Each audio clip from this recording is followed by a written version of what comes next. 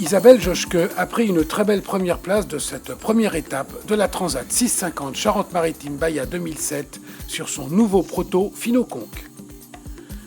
À 30 ans, cette jeune navigatrice qui a l'âge de la Mini Transat n'en est pas à sa première navigation. Après l'Optimiste sur un lac en Autriche, elle traverse l'Atlantique durant ses études et de ses propres mots, mort à l'hameçon. Méditerranée, Antilles, États-Unis, elle travaille alors comme skipper avant de rêver à la Mini Transat.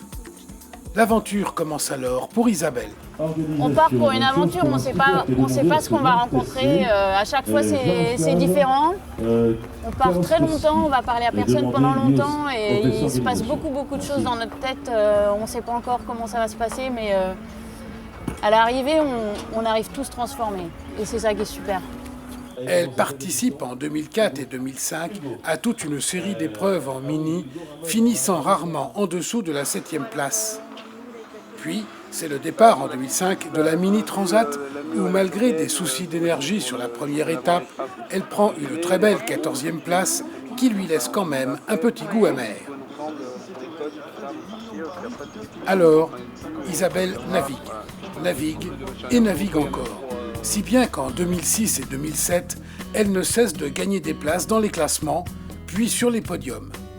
Deuxième du Grand Prix d'Italie, première de la Mini Pavois, première de la Pornichet Select, deuxième du Trophée Marie-Agnès Perronne, troisième de la Transgascogne. Beaucoup de navigation et pas mal de travail pour mettre au point son nouveau bateau.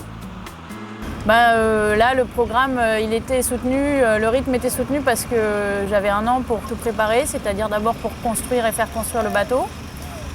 J'ai participé à la construction pendant les 6 mois d'hiver. Ensuite, dès la mise à l'eau, il a fallu se qualifier, il a fallu participer à beaucoup de courses, faire les 1000 de qualification nécessaires pour pouvoir participer à la Transat. Parallèlement à ça, il a fallu mettre au point le bateau qui était neuf et par conséquent qui demandait beaucoup de travail. Et moi, il fallait que je commence ma préparation physique dès ce printemps pour être au top au départ. Une bonne préparation, beaucoup de navigation qui souvent manque aux concurrents, des résultats. Au départ, à La Rochelle, elle porte sur ses épaules le difficile statut de favorite.